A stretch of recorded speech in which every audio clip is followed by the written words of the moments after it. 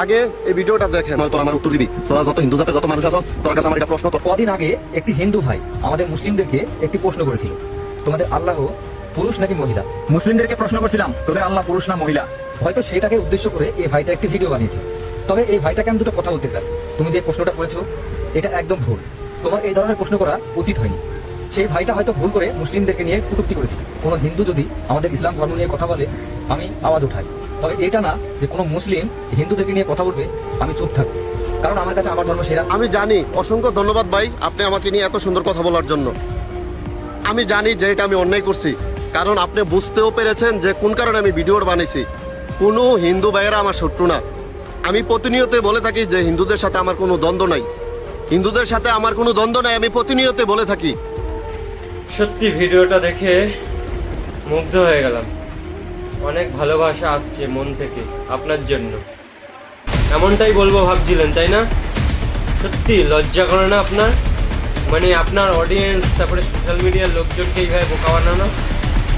আপনার কি স্মৃতিশক্তিতে প্রবলেম আছে? মানে আগে কি কি কন্টেন্ট বানান সেগুলো মনে রাখেন না, মনে পড়ছে না তাই না?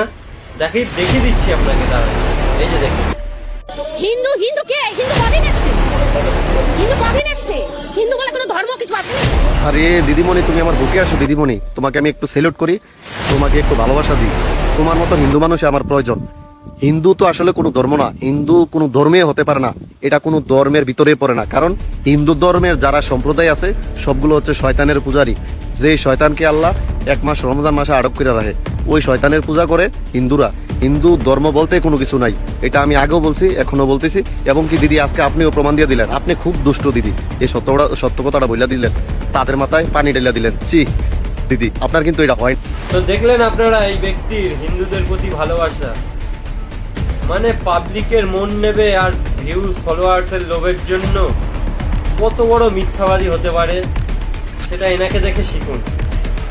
আর এর এই একটা ভিডিওই না, আরো অনেক বাজে বাজে ভিডিও আছে হিন্দুদের নিয়ে। মানে হিন্দুদের দেব দেবীকে নিয়ে, এমনকি ভগবানকে পর্যন্ত নিয়েও এ বাজে বাজে ভিডিও বানিয়েছে।